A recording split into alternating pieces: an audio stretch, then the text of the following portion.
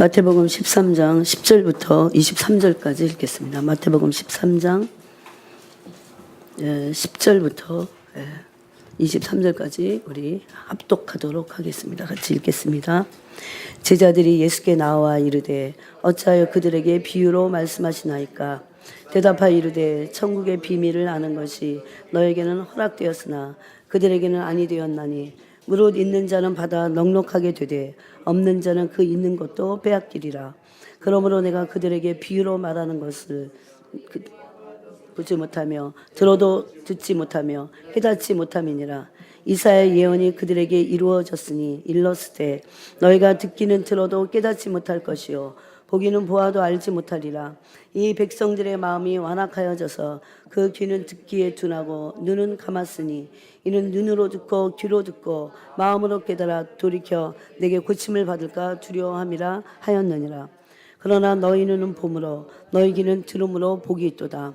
내가 진실로 너에게 이르노니 많은 선지자와 의인이 너희가 보는 것들을 보고자 하여도 보지 못하였고 너희가 듣는 것들을 듣고자 하여도 듣지 못하였느니라. 그런즉 씨 뿌리는 비유를 들으라. 아무나 천국 말씀을 듣고 깨닫지 못할 때는 악한 자가 와서 그 마음에 뿌려진 것을 빼앗나니 이는 곧 길가에 뿌려진 자요 돌밭에 부러졌다는 것은 말씀을 듣고 즉시 기쁨으로 받되 그 속에 뿌리가 없어 잠시 견디다가 말씀으로 말미암아 환난이나 박해가 일어날 때에는 곧 넘어지는 자요 가시떨기에 뿌려졌다는 것은 말씀을 들으나 세상의 염려와 재물의 유혹에 말씀이 막혀 결실하지 못하는 자요 좋은 땅에 뿌려졌다는 것은 말씀을 듣고 깨닫는 자니 결실하여 어떤 것은 100배 어떤 것은 60배 어떤 것은 30배가 되느니라 하시더라. 아멘. 이 네 가지 땅에 떨어진 씨의 비유는 우리가 10절부터 읽었지만 그 앞에 먼저 그 앞에 붙어 있는 것입니다. 그 2절에 보면 큰 무리가 예수님에게 모여서 예수님이 이제 배에 오르셔서 온 무리를 해변가에서 가르치실 때입니다. 근데 이 지금 예수님이 이제 네 가지 밭의 비유를 말씀하시면서 3절부터 말씀하셨는데 이제 우리가 그 3절부터 9절까지는 읽지 않았어요.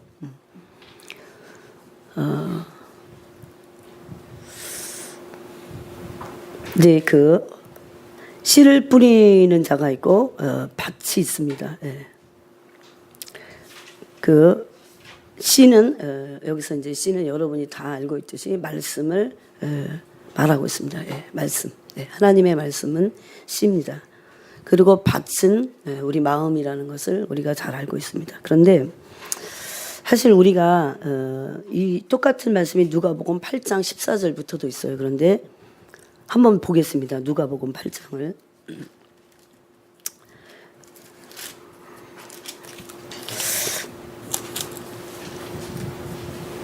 누가복음 8장에서는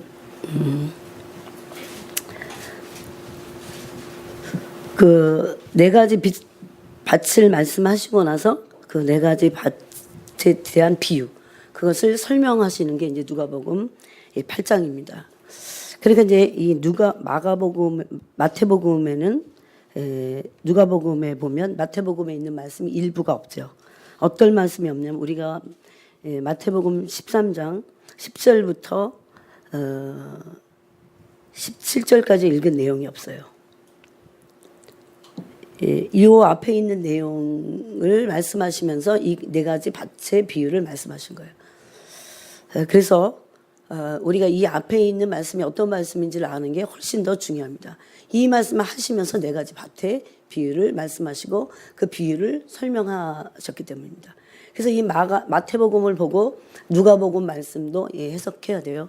누가복음에는 없으니까 누가복음은 따로구나 이렇게 생각하면 안 됩니다. 그래서 어떤 것은 누가는 그 앞부분은 빼고 이제 기록을 한 거죠. 그런데 예수님이 이 네 가지 밭을 말씀하실 때 앞에 중요한 말씀을 하신 게 누가복음 빠져 있어요. 그 말씀이 어떤 말씀이냐면 이런 겁니다. 11절부터 보면 이제 마태복음 13장이에요. 13장 11절부터 보면 이 하나님의 말씀을 이제 씨로 말씀하시고 그 씨가 뿌려진 그 밭을 마음이라고 하셨는데 10절에 갑자기 이런 말씀하십니다. 천국의 비밀을 아는 것이 너에게는 허락되었지만 그들에게는 아니 되었다. 여기서의 그들은 일반 백성을 말하지 않고 그 당시에 종교 지도자고 토라를 연구하던 오늘날로 말하면 소위 말하면 성경을 많이 아는 신학자들이에요. 학자들이에요 거의.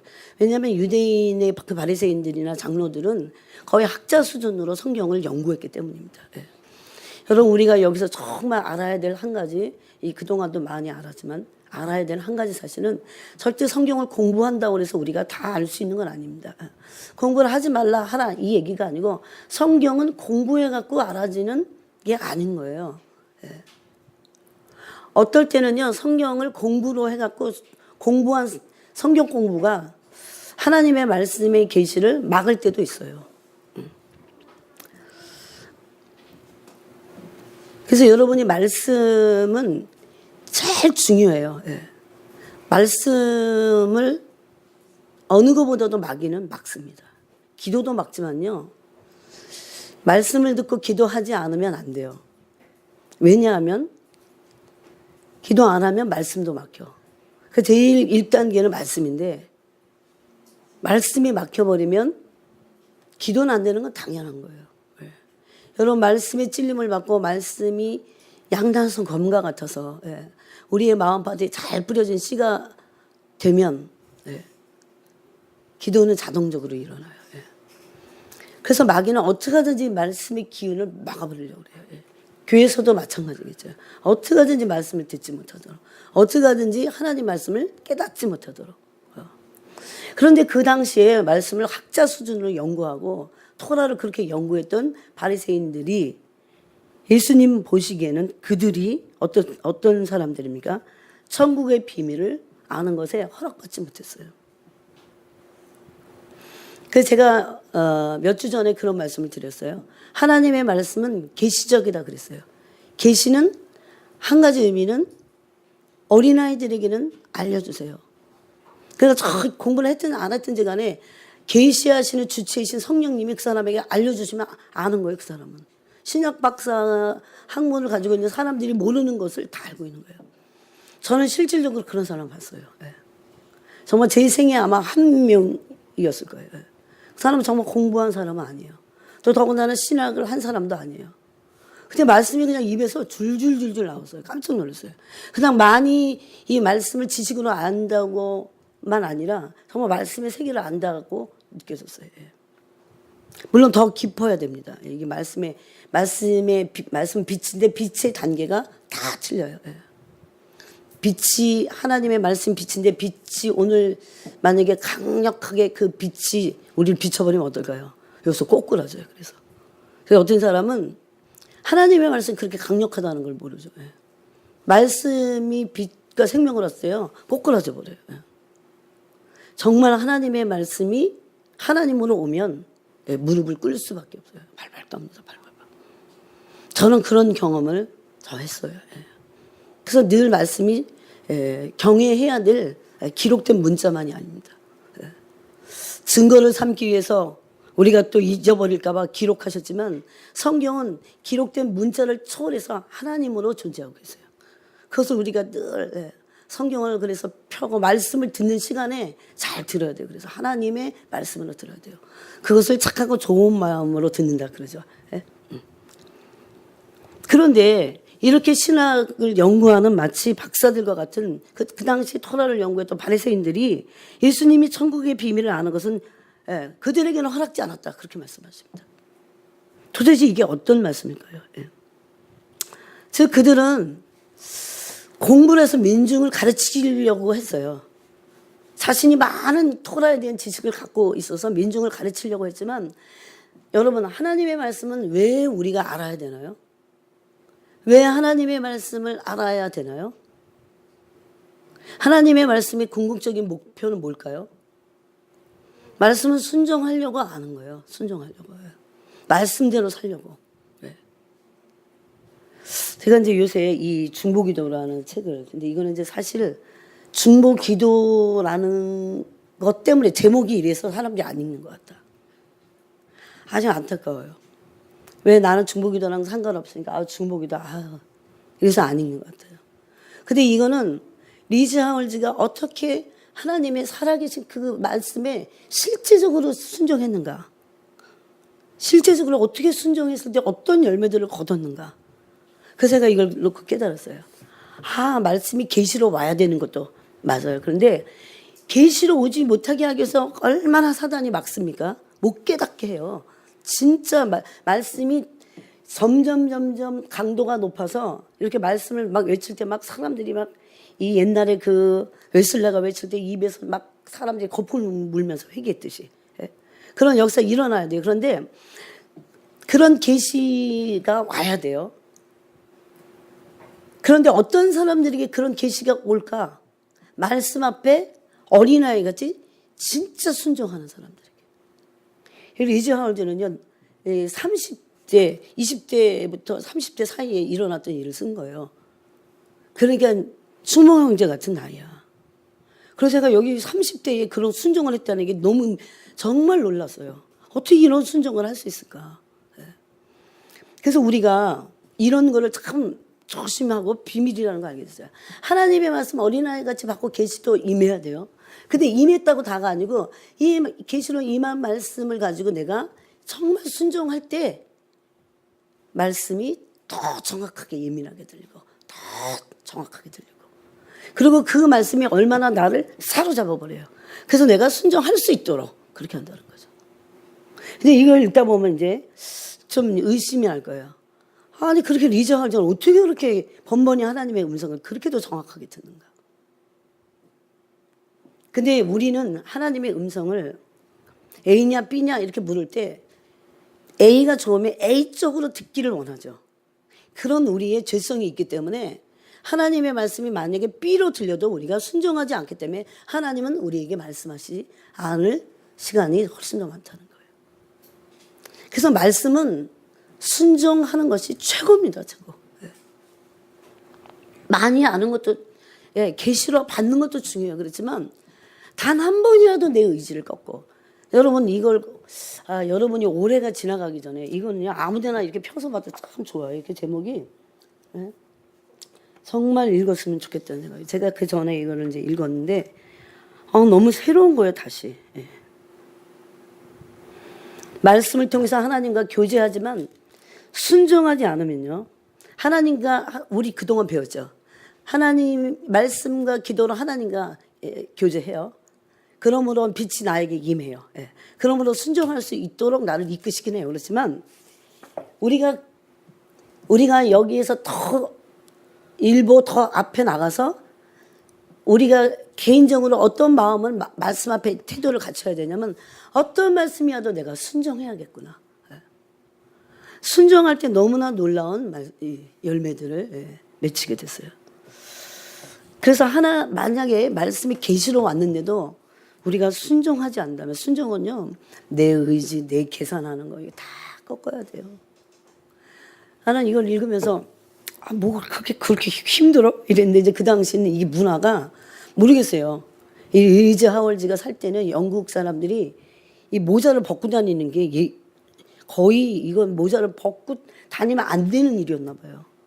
근데 성령님은 모자를 벗으라는 거야. 계속 모자를 벗으라는 거예요. 심지어 넌 나시린 같이 똑같이 머리를 기르라는 거예요. 삭도를 대지 말라는 거예요. 그래 여러분 같으면 어떠시겠어요? 이게 혹시 귀신의 음성이 아니야? 근데 너무나 정확하게 말씀하셨기 때문에 리즈가 막 그랬어요. 우리 엄마 때문에 우리 부모님 때문에 나 못할 것 같습니다. 그래서 성령이 재차 묻습니다. 정확하게 얘기하거라. 누구 때문이니? 누구 때문에 네가 이것을 못하겠다고 하는 거니? 더 네 동기를 살피고 얘기해라. 주님은 정직한 마음에 그걸 받기를 원하시는 거예요. 그때 리즈가 고백하지 않았어요. 사실은 나 때문입니다. 근데 어느 수준이 되니까요 성령이 막 이끄시는 거예요. 그걸 순종하라고. 그런 순종을 했을 때 그러면서 이제 중보기도를 하는 거예요. 근데 막 영혼들이 막 돌아오는 거예요. 어떤 한 영혼을 놓고 올해 안에 반드시 돌아오게 해주십시오. 그런데 중보기도는 하는데 순종은 안 해요. 말씀 앞에.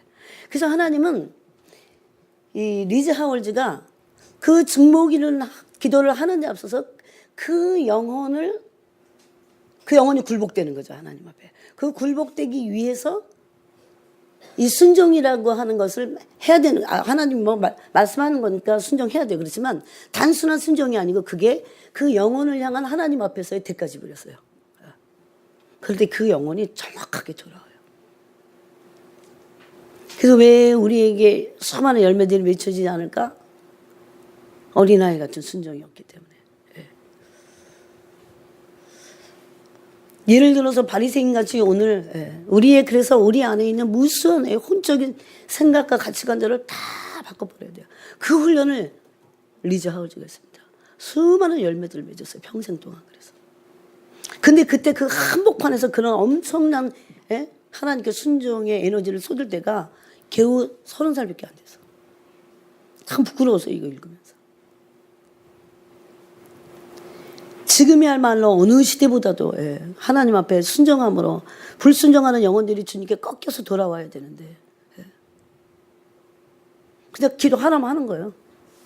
직장 끝나고 나서 6시인데 6시부터 주님 무조건 기도하라는 거예요. 몇 시간을. 얼마나 피곤합니까?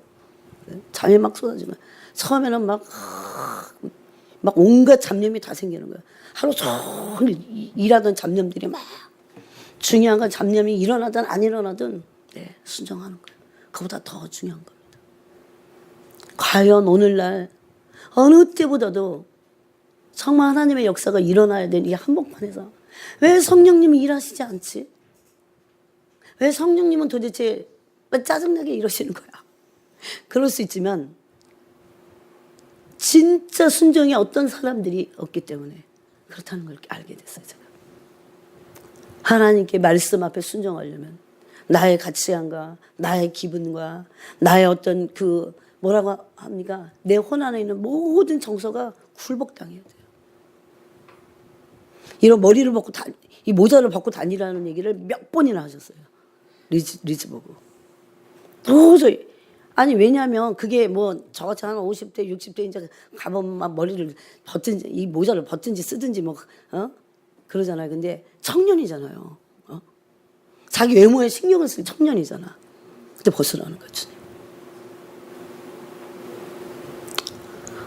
과연 정말 순종이 뭘까? 이런 생각하면서 순종 앞에 근데 이런 말씀이 고린도후서 10장에 있어요. 너의 복종이 온전하게 될 때에, 너의 순종이 온전하게 될 때에 복종치 않는 자들을 그때 꺾으실 거다. 그런 말씀이 있어요. 왜 수많은 영혼들이 그래서 우리가 정하고 순종의 대가를 그 영혼을 위한 대가 지불을 해야 되긴 해요.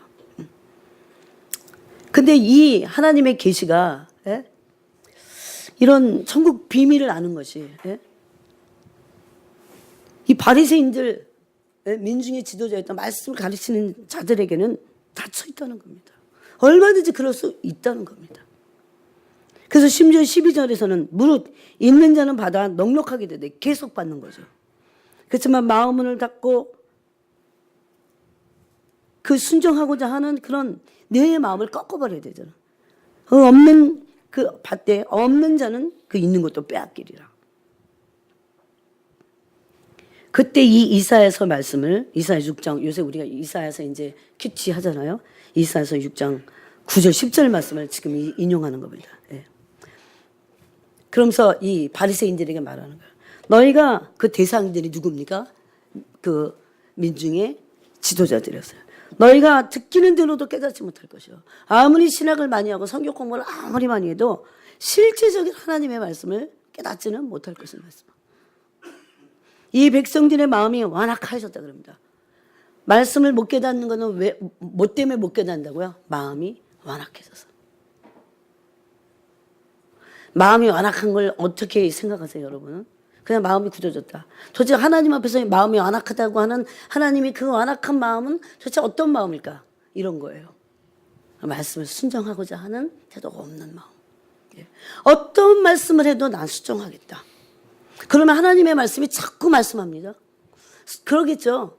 여러분 부모님이 얘기하는데 안 들어. 그럼 나중에 어떻게 할까요? 말 안 해.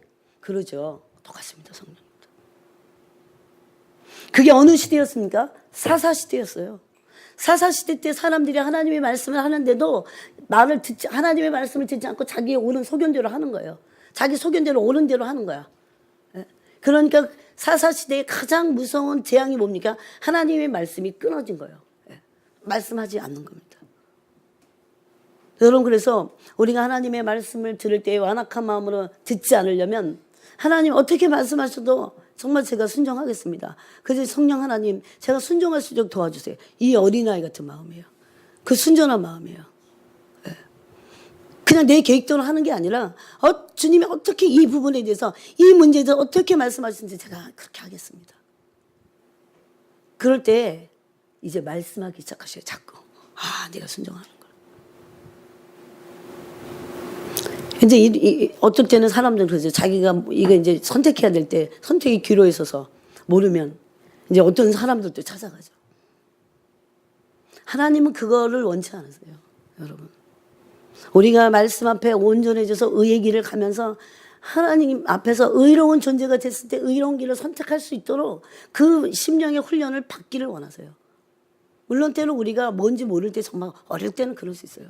근데 어느 시절까지도 갔는데도 계속 그런다면, 그러기 때문에 마음의 심령이 성장하지 않습니다. 왜? 말씀 앞에 깨트려져 보고 자신이 말씀이 어떤 건지 분별하면서 의의 말씀을 경험하고 그러면서 그 말씀 앞에 제일 중요한 게 뭐예요? 성장하려면 순종. 순종해보면 알아요. 하나님이 어떤 분인지 순종하면 알아요. 아무리 계시를 많이 받은 것 같아도 순종하지 않는다면 어둠에 있는 거예요. 그는. 그렇기 때문에 순종하지 않기 때문에 어둠에 있기 때문에 하나님 말씀이 와도 모릅니다. 그리고 어느 시점부터는 주님 말씀하시지 않습니다. 사사기 때와 같이. 여러분, 뭘로 우리가 성장하는 줄 아십니까? 말씀으로 성장합니다. 말씀과 씨름하셔야 돼요. 내가 말씀대로 그대로 사는가? 그걸 놓고 씨름해야 돼요. 누가 나한테 어떻게 대했든지, 세상이 어떻게 돌아가든지, 세상의 가치 기준이 어떻든지 상관없어요. 세상에 누가 뭐라고 그래도 그건 진리가 아니에요. 그건 내 삶의 기준이 됐다가는 큰일 납니다. 멸망당해 버려요. 그래서 말씀을 가지고 우리가 씨름하고, 이 병들어 있는 내 자신과 씨름해야 돼요. 성령 안에서. 그럼 우리가 어느 길을 선택해야 됩니까? 순종하겠다고 하는 마음부터 결심해야 돼요. 어떻게 하든지 순종하겠습니다. 주님. 순종하는 자들에게 빛이 다른 차원에서 자꾸 임하죠. 참 놀랍습니다. 우리가 빨리 이런 세계로 들어가서 이게 막 경험이 되어져서, 여러분, 그래서 믿는 게 왜 이렇게 힘드냐? 그 상태로 빨리 벗어나야 돼요. 이게 뭐가 정말 있네. 저만 하나님의 세계가 있구나. 말씀은 능력이에요. 순종할 때 말씀의 능력이 그 사람에게 임하는 겁니다. 우리가 이런 세계를 가야 되는데, 그러죠? 남을 가르치려고 한다든가, 아니면 그런 어떤 것 때문에 말씀을 알려고 한다면 순종할 수 없어요. 순종하려고 하지도 않습니다. 그래서 가르치는 사람이 제일 무서워요. 그래서 저는 저한테 다른 사람이 아니라 저를 위해서 말씀해 주세요. 저를 위해서 말씀해 주세요. 한 말씀이라도 하셔서 그대로 제가 순종할 수 있게 해주세요. 순종할 수 있게 해주세요. 근데 제가 이 중보기 전에 책을 보니까 리즈 하울즈의 순종의 수준이 너무 틀려. 너무 높았어요. 부끄럽다. 정말 어린아이 같이 해요, 그냥. 막 주님과 이렇게 티격태격 하긴 해. 근데 결국은 해요. 그러니까 나이가 어려도 높은 빛의 세계에 있는 거예요, 그 사람이. 그 정체가 뭐라고요? 그 비밀이 뭐라고요? 순종. 너무 놀라웠어요. 그래서 마음이 완악해지지 않으려면 하나님의 말씀을 대할 때마다 하나님이 어떻게 말씀하셔서 제가 순종했습니다. 그런데 그 순종하는 자들이 받을 복은요, 순종했기 때문에 뭐가 주어진 건 어떤 열매를 주시기도 하지만요, 순종 자체가 빛이야. 그래서 계속 빛 가운데 그 사람이 엄청난 빛 가운데로 정확하게 인도함 받는 거죠. 근데 내가 만약에 지금 순종하지 않는다면 앞으로의 일들도 인도함 받을 수가 없다는 거죠. 이게 우리의 약점이에요. 예. 이때 이제 여기서 이 말씀 앞에 순종, 하나님이 도저히 할 수 없는 수준에서 항상 그 이제 순종을 요구하시니까 여러분 너무 걱정하지 마세요. 근데 물론 어느 수준이 가면 우리의 아집과 고집을 꺾으려고 하나님이 순종을 요구하시는 게 있어요. 대가집을 하라는 거죠. 여러분 라오디게아 교회에 뭐라고 말씀하십니까? 안약을 사서 발라라. 산다는 거 뭐예요? 대가집을 해요. 흰옷을 사서 입어라 그럽니다. 그거 다 사라 그래요. 오늘날 교회의 약점은 대가집을 하지 않으려고 해요. 너무나 세상 편해서. 그래서 순종하려고 하지 않기 때문에 점점 말씀을 깨달을 수 없으니까 마음이 완악해져요. 히브리서를 보겠습니다. 네. 이 광야 1세대들에게 똑같은 말씀을 하나님이 하셨습니다. 그래서 왜 이렇게 자꾸 마음이 어떨 때 기도도 안 돼 굳어질까? 순종하지 않기 때문에. 네. 기도를 네. 빛 가운데 자주 머물지 못하고 자꾸 이게 헷갈리고 막 흔들리면 내가 불순종하는 게 무엇일까를 한번 상태를 점검해 봐야죠. 히브리서 3장을 보겠습니다.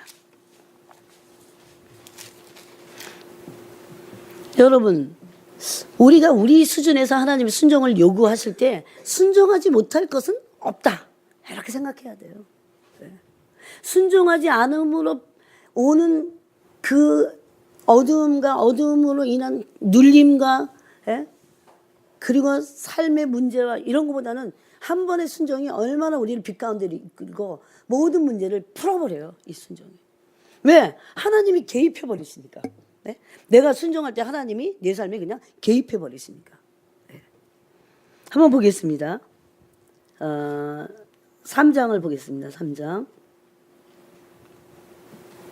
18절을 한번 읽어보겠습니다. 17, 18, 19절을 읽겠습니다. 19절 읽겠습니다. 시작.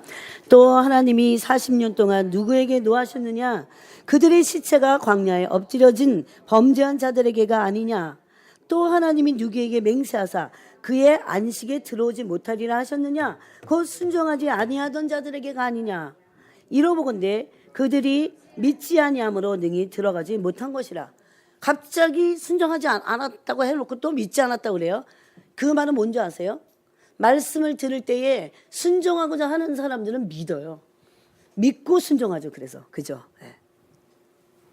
그래서 이 믿음 앞에는 무조건 어린아이 같이 믿어야 돼요. 순종하라고 하는 그 말씀을 믿고 그리고 순종해야 돼요. 네. 여러분 불순종하면 하나님의 정하신 안식에 들어가지 못한다고 하십니다. 이게 결론적인 거예요. 사람들은 불순종해도 되는 줄 알아요. 불순종은 불순종을 낳아요.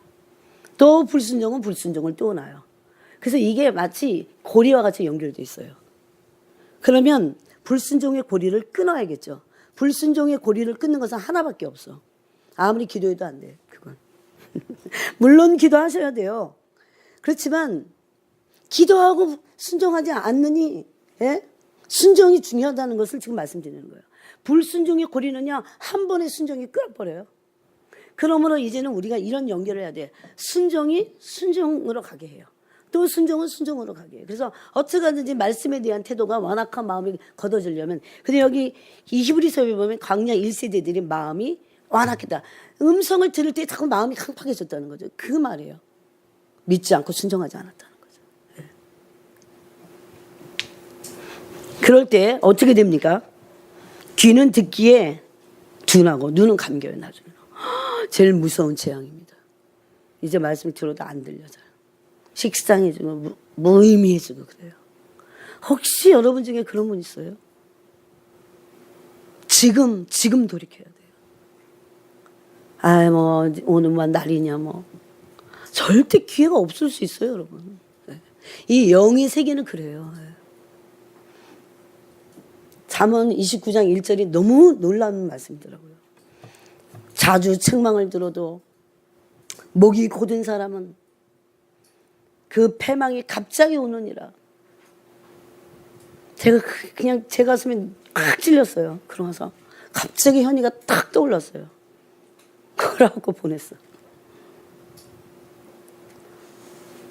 사주 책망을 듣는데 안 들으니까 안 들어요. 그걸 하나님 뭐라고 하십니까? 잘 못했어요. 못했어요. 안 통한다는 거죠. 여러분 그 한 가지 죄가 지옥 갈 수 있다고 생각하면 꺾어야죠 우리. 그거 다 아집이고 고집인 거예요. 사람들이 그래서 고집 때문에 망해요. 하나님 앞에는 절대 그러면 안 됩니다. 내 고집을 꺾어야 돼요. 하나님이 이길 자가 누가 있습니까? 그래야 마음이 완악해지지 않나. 그러면요, 자꾸 마음이 완악해져. 희한하죠, 그게. 그래서 그걸 뭐라고 주님이 3번 29장에서 그래요? 너 목이 곧다 그래. 목이 곧았어. 그런 사람은 멸망이 갑자기 와요. 사실 갑자기 온 게 아니에요. 여러 번 얘기했는데 자기가 안 들으니까 멸망을 갑자기 당하는 것 같은 거지. 네? 두렵지 않으세요, 여러분? 하나님의 말씀이 들을 때 막 가슴이 떨려야 되는데. 네? 근데 이제 그런 마음의 상태를 지금 4가지 마음밭에서 말씀하고 있습니다. 한번 보겠습니다. 시간이 없으니까. 한번 보세요. 그래서 우리는 16절 같은 존재가 돼요. 너희 눈은 봄으로 너희 귀는 들음으로 복이 있도다. 예. 볼 때 보여야 되고 들을 때 말씀을 들을 때 이게 들려야 돼요. 무슨 말씀인지. 예. 그래야 된다는 거죠. 그러면서 이제 19절에 아무나 천국 말씀을 듣고 깨닫지 못할 때는 천국의 비밀을 아는 것이 그 사람들에게 허락이 됐는데도 그 사람들이 말씀을 듣고 깨닫지 못할 때는 악한 자가 와서 그 마음에 뿌려진 것을 빼앗나니 그냥 있지 않습니다. 악한 자는 누굽니까? 예? 악한 자는 사탄이에요. 예. 마귀는 가만히 있지 않아요. 말씀을 빼앗아가요. 말씀을 해이하게 하고 식상하게 하고 무기력하게 하고 말씀대로도 아무렇지도 않아. 그렇게 한다는 거죠. 그래서 말씀을 듣고 깨닫지 못할 때 악한 자가 와서 그 마음에 뿌려진 것을 빼앗습니다. 예. 그 다음에 2번째 마음은 이거는 이제 길가 마음밭이에요. 길가. 어떨 때 길가 마음밭이 이제 왔다 갔다 하는 사람들이 있긴 있어요. 예. 전혀 옥토라고 말할 수 없어요. 그거는. 옥토였다가 갑자기 길가밭이 된다. 그럴 수는 없어요. 그거는. 네. 옥토는요. 많은 마음의 연단을 받아갖고 마음이 어떤 줄 아세요? 온유한 상태야. 네. 이 비밀입니다. 옥토의 마음밭의 특징이 뭐예요? 마음이 온유한 거예요. 많이 마음이 연단받아갖고. 그러면 진짜 그런지 한번 보겠습니다. 야고보서를 보겠습니다. 야고보서 1장 21절을 읽어보겠습니다. 야고보서 1장 21절을 읽겠습니다. 21절 22절 읽겠습니다. 시작. 그러므로 모든 더러운 것과 넘치는 악을 내버리고 너의 영혼을 능히 구원할 바 마음에 심어진 말씀을 온유함으로 받으라. 예. 이제 마음에 뿌려졌어도 온유함으로 받아야 돼요. 이 옥토를 말하는 거예요. 예. 그래서 옥토는 덜어는 100배, 덜어는 60배, 덜어는 30배의 결실을 했다고 그러죠. 그럼 이제 옥토의 특징이 첫 번째는 뭐예요? 여러분 이거 마음에 새기셔야 돼요. 온유한 마음입니다. 예. 그래서 옥토가 되기 위해서 마음을 자꾸 기경을 해야 돼. 돌도 치우고 단단한 흙이 막 마음이 자꾸 굳어지잖아요, 여러분. 이 세상 살다 이 굳은 마음을 굳어지지 않게 해야 돼요. 어떻게 하든지 굳어지지 않게 해야 돼요. 사람이 어떤 일로 뭐 이렇게 해갖고 마음이 굳어지잖아요. 그러면 그거는 어떤 그 일에 대해서만 굳어진 게 아니에요. 마음이 굳어지면 하나님에게 대해서 굳어집니다. 이거 반드시 그래요. 걱정과 염려가 오잖아요. 그러면 어떤 일에 대해서 내가 염려했잖아요. 그런데 하나님에 대해서 마음이 굳어져 버려요. 이게 사단이 하는 일이에요. 예. 그래서 우리는 마음을 하나님 앞에 그걸 토해내고 기도하고 마음이 굳어지지 않는 그 일들을 해야 돼요. 그러려면 만약에 어떤 일이 일어났어 나한테. 근데 그게 만약에 막 1주일, 2주일, 1달, 2달 마음 굳어져요. 이 지혜로운 사람들은 어때요? 그날 걱정 근심이 생겼어. 그날 푸는 거예요. 그날로 뭐 싸움을 했더라도 그날 하나님 앞에 나가는 거예요. 막 어떤 사람들은 막 6개월 막 이렇게 계속 질질 끌어. 여러분 6개월 동안 얼마나 마음이 굳어지겠어요? 마귀가 얼마나 춤을 추겠어요? 말씀 안 들립니다. 그럼 제일 문제는 뭐예요? 영의 양식을 먹을 수 없어요. 마음이 굳어지면. 네. 그래서 어떻게 하든지요. 이게 겸손이야. 이게 겸손이에요, 사실은. 네. 다 하나님 앞에 토해내는 거죠. 이제 저같이 죽을 뻔한 고비를 영국에서 넘기고 이러면요. 그런 게 없어져요. 다 죽을 뻔하고요. 하나 어떤 분들이 이렇게 왜 저렇게 순종하면 되는데 이런 마음이 들 때는 나도 저랬었지 옛날에는. 그런데 여러분 죽을 고비 넘기잖아요. 그런 거 없어져요. 한번 하나님에게 심판 한번 받아보죠. 없어져요. 정말 하나님이 어떤 분인지 무서워요. 네. 아니 한번 경험하는 것도 중요한 것 같아요. 그래서 네. 너무 하나님이 어떤 분인지 모르기 때문에 말씀을 두려워하지 않는 그런 세대에 지금 살고 있어요. 지금 말씀을 두려워하지 않는다는 것은 하나님을 두려워하지 않는 거예요. 그래서 여러분 버림받은 사울 왕을 아십니까? 사울 왕을 향해서 하나님 뭐라고 했습니까? 사무엘 선지자를 통해서 네가 내 말을 버렸기 때문에 나도 너를 버릴 것이다. 그럽니다. 사울 왕은 난 하나님을 버릴 거예요. 이런 말 하지 않았어요, 여러분. 근데 하나님이 그거 다 죽이라고 그랬잖아요. 아무것도 그 전리품 취하지 않고 다 죽이라고 했어요. 근데 거기서 취하잖아요. 불순종하잖아요. 여러분 불순종과 순종 차이가 뭔가 막 가서 막 엄청 깽판을 놓고 막 나쁜 짓을 억수로 하는 게 불순종이 아닌 거예요. 네? 그 속의 중심을 하나님 딱 깨뜨려 보시는 거죠. 즉 사울 왕의 마음에 뭐가 있었어요? 하나님의 말씀에 순종하겠다고 하는 마음이 없었어요. 결심을 하지 않았어.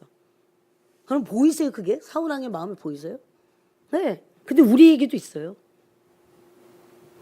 제가 그 문자를 보내면서 그랬어요. 결심을 해라. 하나님의 말씀에 순종하겠다고 결심을 해라 그랬어요. 그 결심하는 게 얼마나 중요한지 아십니까? 네. 때가 되면 하고 뭐 기분 좋으면 순종하고 그건 아직 순종이 아니에요. 즉 마음이 밭이 옥토가 안 된 겁니다. 그래갖고는 우리 마음을 통해서 말씀이 열매를 맺을 수가 없어요. 열매를 맺을 수가 없어요. 만약에 한 말씀이라도 하나님 말씀하셨을 때 순종해 보세요. 그게 여기 있어요. 그래서 말씀을 받을 때 어떻게 받으라고요? 온유한 마음으로 받도록 이게 옥토예요. 다시 마태복음 13장으로 가보세요. 여러분 오늘 말씀 되게 중요합니다. 그 다음에 이제 두 번째 밭이 뭐예요? 돌짝 밭입니다. 돌밭. 돌밭에 뿌려졌다는 것은 말씀을 듣고 즉시 기쁨으로 받되 여러분 막 어떤 때는 기쁨으로 받잖아요. 막 아멘 그러고 기쁨으로 받잖아요. 그 속에 뿌리가 없어 잠시 견디다가 말씀으로 말미암아 환난이나 박해가 일어날 때에는 곧 넘어지는 자요. 그럼 21절에 중요한 단어가 있어요. 말씀으로 말미암아요. 거기다 줄을 치세요. 만약에 어떤 말씀이 오늘 용서해야 됩니다. 이런 말씀이 하나님이 주셨어요. 그러면 그 말씀이 마음판에 우리가 아멘하고 받았어요. 은혜스러워서. 그러면요 하나님 그때부터 이 사람이 진짜 그 말씀의 연단이 받아지기 위해서 말씀의 연단을 받으면 이 사람이 용서해야겠죠. 그래서 용서하는 것을 훈련하기 위해서 말씀으로 말미암아 연단하십니다. 용서할 일들을 주님 주세요. 아시겠어요? 말씀으로 말미암는다는 게 그런 뜻이에요. 그래서 어떨 때는 분명히 그 말씀을 듣고 아멘 그러고 막 기뻤어. 그런데 그 말씀으로 말미암아 어떤 사건들이 막 생기는 거야. 그러니까 정신없는 거야. 왜 이래? 나 기도 좀 열심히 하고 말씀도 막 은혜를 받았는데 왜 이러지? 그게 지금 말씀으로 말미암아 하나님이 그 사람의 마음을 연단하시는 거예요. 아시겠어요? 이게 말씀으로 말미암다는 뜻이에요. 그러면 대부분은 넘어져요. 이게 돌짝밭이라는 거예요. 이때 뭘 치워야 돼요? 말씀으로 말미암아 내가 연단받기 위해서 용서할 수 없는 나 속의 응어리 이런 것들을 도를 닦고 치워야 돼요. 그 말씀. 힘들어도 처음에는 참 힘들 수 있어요. 여러분 이런 대가지불을 하지 않고 어떻게 흰옷을 입습니까? 어떻게 대가지불을 하지 않고 안약을 사서 발라야 눈이 떠지는 거예요. 빛 가운데 있는 거예요. 그 제가 정말 더 깨달았어요. 순종하지 않고는 어떤 열매도 어떤 영광 빛으로 들어갈 수 없구나. 아무리 말씀. 그래서 나중에는 말씀 많이 안 게 그냥 해이해지는 거예요. 말씀 많이 하는데 왜 이럴까? 해이해지는 거죠. 하나라도 순종을 해야 돼요. 하나라도. 얼마나 중요한 여러분이 순종했을 때 처음에는 초창기 때는 힘들 수 있어요. 나를 꺾어야 되니까 내 고집을 꺾고 내 그 정수하세요. 리즈 하울즈 보고 세상에 그 총각 보고 몰라 영국에서는 하여튼 그때가 머리를 예? 왜 머리에다가 꼭 모자를 써야 되는 게 그게 문화였나 봐요. 모자를 벗는 건 수치야, 영국 사람들에게. 근데 지금은 안 그런 것 같더라고. 근데 다 문화잖아요. 여러분, 문화가 진리입니까? 내 마음이 진리예요. 진리대로 해야 돼요.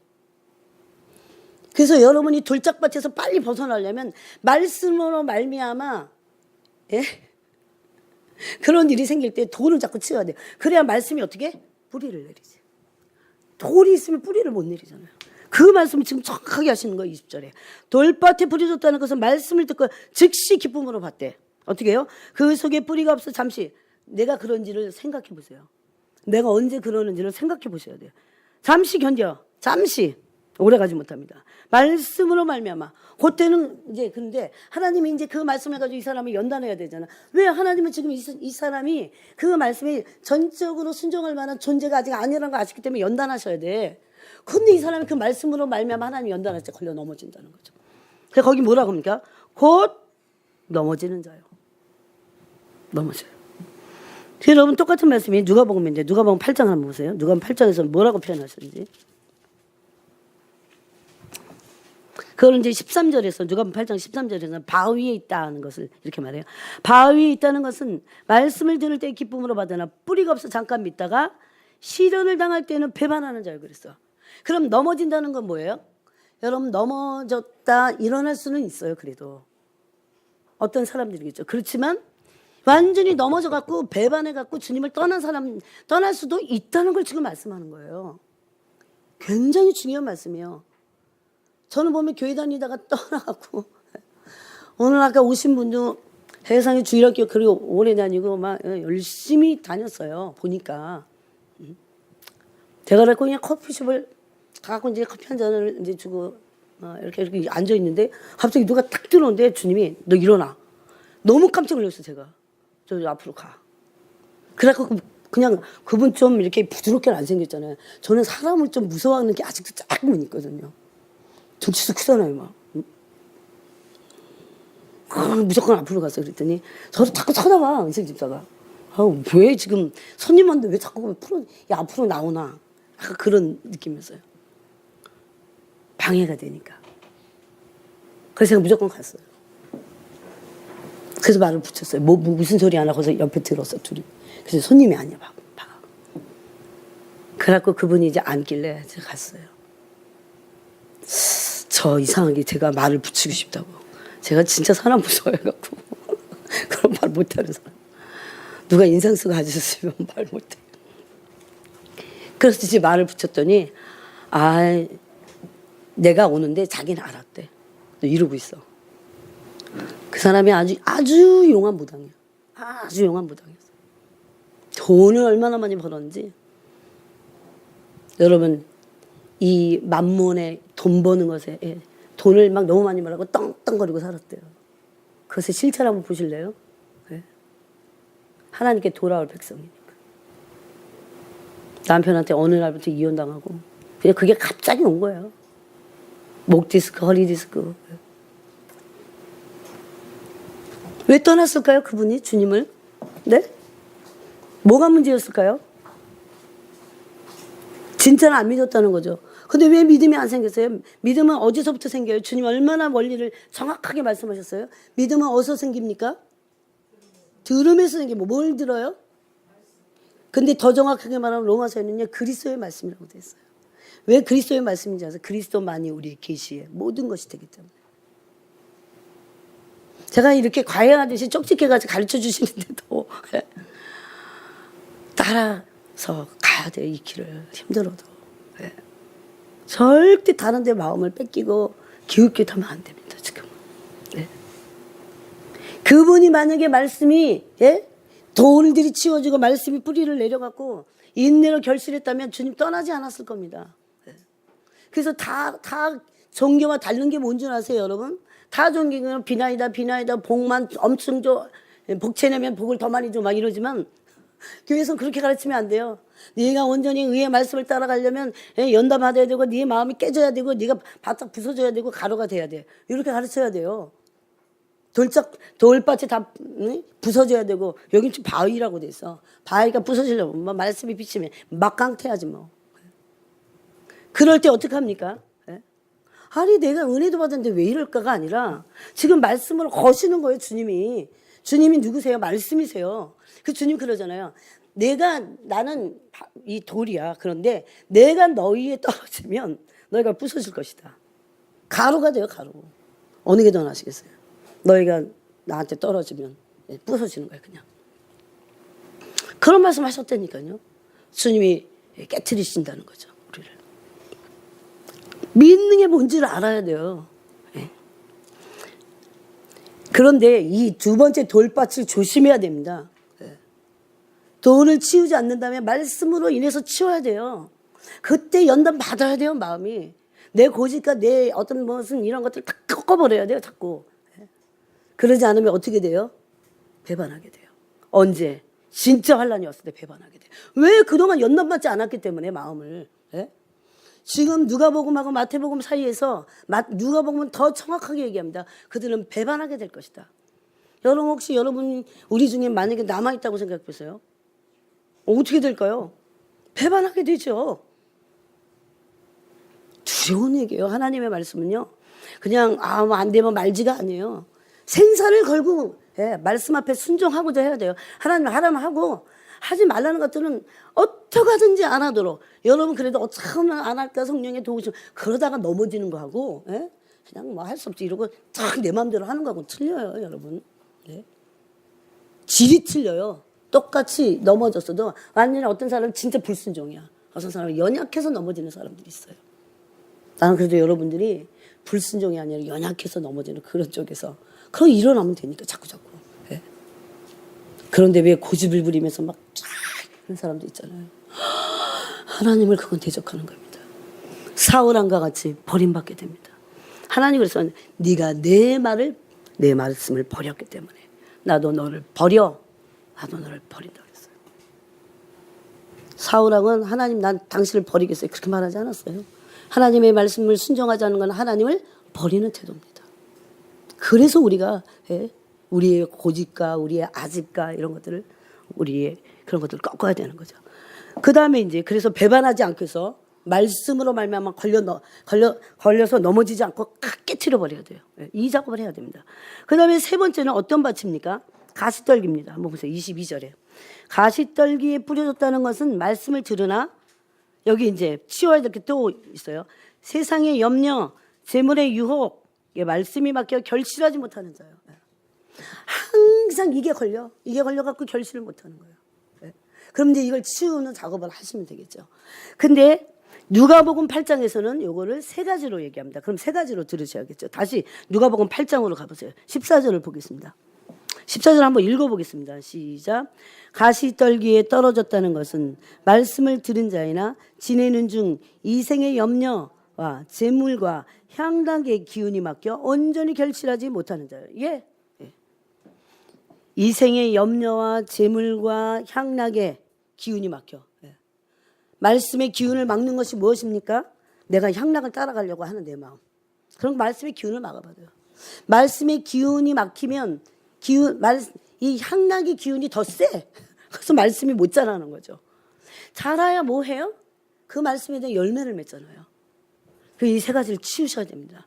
첫 번째 밭에서 돌밭에서는 돌을 치워야 되고 두 번째 가시밭이 많을걸요. 우리에게 가시가 많을걸요. 가시가 뭡니까? 하나님의 말씀이 자라지 못하도록 기운을 막는 그 가시가 뭡니까? 향락. 그 다음에 재물을 그래서 이생의 염려와 재물과 향락 이 세 가지를 치워야 돼요. 이걸 히브리서에서는 뭐라고 합니까? 그 사람이 의의 말씀을 경험했다 할지라도 말씀으로 인해서 연단받고 그래야 부패하지 않아요. 그래야 열매를 맺는데 열매 맺지 못하면 어떻게 돼요? 뭘 맺는다고 합니까? 농부가 쓰시기에 합당한 채소를 맺어야 되는데 뭘 맺어요? 가시와 엉겅퀴를 매면 멸망당할 것이다. 불에 그 가시는 뭐예요? 농부가 쓸 수 없습니다, 여러분. 뽑아다가 어떻게 해요? 아궁에다 던지는 거죠. 저는 이 말씀이 참 두렵다고 생각해요.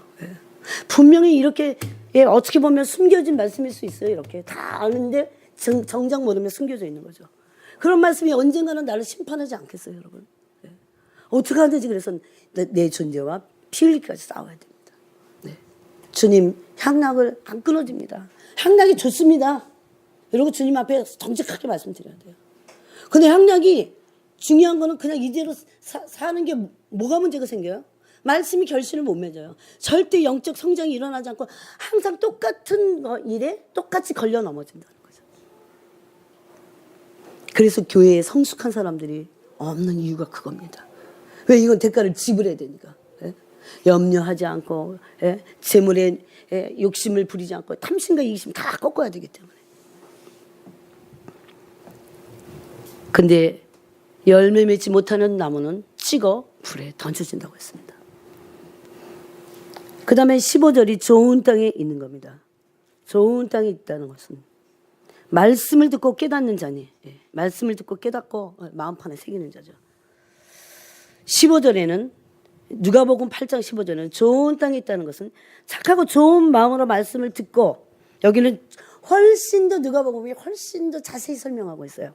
그냥 마태복음에서는 이렇게 말씀한 좋은 땅에 뿌려졌다는 것을 말씀을 듣고 깨닫는 자니 열매를 맺을 것이다 이렇게 말해요. 이걸로 끝났는데 15절에서 누가복음 8장 15절에서 너무 자세히 말씀하고 있어요. 어떻게 하라고요? 처음에 들을 때는 어떻게 들으라고요? 착하고 좋은 마음으로 들어야 됩니다. 설교가 좀 엉성한 것 같아도 무조건 착하고 좋은 마음으로 들어야 돼요. 이건 중요합니다. 내 영혼의 나 자신을 위해서예요. 그 다음에 어떻게 됩니까? 지켜야 돼요. 듣는 것도 중요하고, 들을 때 뭐가 생깁니까? 믿음이 착하고 좋은 마음으로 들으면 뭐가 생깁니까? 믿음이 생깁니다. 왜? 말씀을 들을 때 믿음이 생긴다고 했기 때문에. 그 다음에 어떻게 돼요? 지켜야 돼요. 아까 돌짝밭, 길가밭 막 다 쪼아 먹고 길가에는 시들어갖고 다 없어지잖아요. 그래서 말씀을 지키기 위해서 그 지키기 위한 돌도 치우고 이런 싸움을 싸워야 돼요. 내 안에서 말씀이 뿌리를 내리도록. 그러려면 내가 이제 그 뿌리를 내리기 위해서 내 마음밭을 기경하는 그거와 함께 해야 돼요. 함께 해야 돼요. 네. 말씀 계속 뿌려지고 있으니까. 그럴 때 뭐 하게 됩니까? 순종하게 돼요. 순종. 네. 그래서 순종은 물론 혼자 하지는 않아요. 성령님이 도우십니다. 그런데 너무 생각이 많으면 안 돼. 그 어린아이 같이 아버지 순종이 기뻐야 돼요. 원래 순종은요 기쁨으로 자원함으로 하는 거예요. 그렇지만 그런 마음이 탄생해도 해야 됩니다. 내 영혼을 위해서. 그럴 때 어마어마한 열매를 맺더라고요. 그게 이제 이 중보기도의 리자 하울즈의 얘기예요. 그래서 지키고 나서 인내로 결실했을 때 어떤 열매들이 막 그때 순종하게 될 때 나 책장사 같아. 순종하게 될 때 엄청난 기적이 일어나는 거예요. 열매가 일어나는 거예요. 네. 그 아직 영의 세계가 다 뭔지는 모르는데 순종해. 근데 막 빛이 오는 거예요. 리즈가 그런 삶을 살았어요. 그래서 이 마지막 때에 정말 수많은 영혼들을 주님께 올려드려야 되는데 우리가 너무 반질반질 너무 많이 말씀을 듣지만 너무 귀는 다 커졌는데 어떡할까 저부터 주님 정말 하나라도 마음이 굳어지기 전에 불순종하면 자꾸 마음이 굳어져요. 그러기 때문에 순종하는. 그래서 보니까 순종하니까 다 책임져 주셔. 다 책임져 주고 다 해. 그러니 순종하지 않는 나머지들은 어떻게 되는지 알아요? 내가 다 책임져야 돼. 내가 막 다 매니지하고 막 복잡해. 왜 삶이 복잡해지냐? 내가 순종하지 않아서요. 순종하면 굉장히 심플해져요. 그동안 순종하지 않아서 불순종의 가지들이 얼마나 많이 쳐졌어요. 우리 삶에. 더 주렁주렁 막 열매까지 맺혀졌어. 이거를 이제 자르는 작업부터 하면서 내 마음을 기경하면서 오늘 결심하셔야 돼요. 나를 위한 거 누구를 위한 것도 아닙니다. 주님이 이렇게 불순종하면서 대충 적당히 이러고 살다가 시간만 억수로 낭비하고 별로 볼 일 없는 인생을 살다가 겨우 부끄러운 구원을 받을 것인가? 아니면 너무 순종한다고 내가 무슨 뭐 죽습니까? 어떻게 됩니까? 절대 그러지 않아요.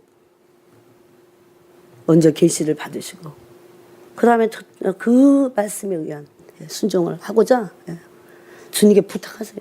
성령님께 순종할. 그래서 기도하는 거거든요. 말씀 붙잡고 기도하는 의미는 순종할 에너지를 거기서 받는 거예요. 근데 말씀을 듣고 깨닫긴 깨달았는데 기도하지 않잖아요. 순종할 힘이 없습니다. 그래서 그 다음에 이제 말씀 듣잖아 그러면 별로 듣고 싶지 않아요. 다 아는 건데 뭐. 말씀이 해이해져요. 말씀이 세력을 잃습니다. 네. 여러분 저만 봐도 그래요. 주님 분명히 말씀하셔서 제가 안 하잖아요. 그러면 이게 마음이 굳어져요. 해이해져요. 말씀이 해이해져요. 그걸 이렇게 봐도 이제 감동이 없어. 다 아는 건데 이러고. 순종할 때 오는 그 빛은 엄청날 겁니다. 나 자신에게 너무 유익할 뿐만 아니라 하나님의 크신 역사에 우리가 이 구속사에 정말 동참할 수 있어요. 언제까지 나는 이럴 건가가 아니라 순종부터 하면 돼요. 그러면 놀라운 지름길로 가는 겁니다. 최고의 영성의 지름길은 순종인 겁니다. 그래서 순종하는 자들에게는 반드시 계시하십니다. 또 오늘 그래서 우리가 같이 나눴습니다. 같이 기도하겠습니다. 하나님 아버지 감사합니다. 오늘